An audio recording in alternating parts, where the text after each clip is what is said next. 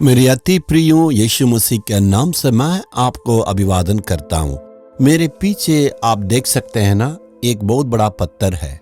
इस एरिया का नाम है ब्लू माउंटेन। ऑस्ट्रेलिया की सिडनी में ये ब्लू माउंटेन पाया जाता है। यहाँ आपका सामने एक पत्थर दिख रहा ना, यहाँ पर लिख के रखें ऑर्फन माउंट। इसका मतलब ये आवारा है, इसके लिए कोई नहीं है, अनाथ है। आपका जीवन में भी इस प्रकार कहते हैं ना, मेरे जीवन में मेरे लिए ख्याल करने के लिए, प्रेम दिखाने के लिए कोई नहीं है, मैं एक अनाथ हूँ। एक बार एक गांव में सेवा के लिए मैं गया हुआ था। शाम के सभा में मुझे प्रचार करना था, इसलिए वहीं पर ठहर के मैं प्रचार करने के लिए तैयार हुआ था। उस वक्त एक जवान मुझसे मिलने के लिए आए। उस जवान ने कहा, मैं यहाँ पर बचपन से इस गांव में हूँ और सारे काम इधर उधर का जो कोई काम देते हैं और उस काम को दे करते हैं, और जो कुछ मुझे खाना मिलता उसी पर मैं खाना खा के मेरे जीवन को बिताता हूँ। लेकिन यहाँ का लोग मेरे बारे में ये कहते हैं, तुम्हारे लिए कोई नहीं है, तुम एक आवारा है, तुम एक अनाथ है। आप मुझसे कहिएगा, क्या मैं अनाथ हूँ? मेरे लिए कोई नहीं है? आप आज मुझे उत्तर दीजिए, क्या मैं अनाथ हूँ? तो इनके लिए क्या उत्तर दूं? ऐसे ही परमेश्वर से प्रार्थना किया। एक वचन को प्रभु ने याद दिलाया, यूहन्ना पहला अध्याय का 12 वचन। परंतु जितनों ने उसे ग्रहण किया, उसने उन्हें परमेश्वर का संतान होने का अधिकार दिया, अर्थात उन्हें जो उसके नाम पर विश्वास रखते हैं।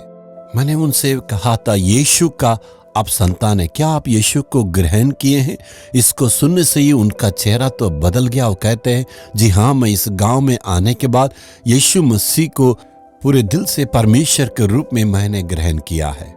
मैंने उनसे कहा, जैसे ही तूने प्रभु के लिए अर्पण किया है, तू इसके बाद अनाथ नहीं है। उस जवान ने कहा, जी हाँ, क्या मैं अनाथ नहीं हूँ? जी हाँ, परमेश्वर यीशु मसीह तुम्हारे लिए पिताजी के रूप में है, माँ के रूप में, भाई के रूप में, बहन के रूप में और पूरे परिवार के सदस्य के रूप में रहते हैं। इसके बाद कोई भी तुझसे कहे तू अनाथ है, तू कहना है मैं परमेश्वर का परिवार का हूँ, मैं कभी भी अनाथ नहीं हूँ। उनको चेहरा को देखने से इतना आनंद हुआ, यीशु साथ में तो अनाथ नहीं है। आज अपने आप के बारे में यही कहते हैं, मेरे लिए इस दुनिया में कोई नहीं है, मैं तो अनाथ का समान हूं। लेकिन आज यीशु मसीह कहता है, तुम्हें स्मरण करने के लिए मैं हूं।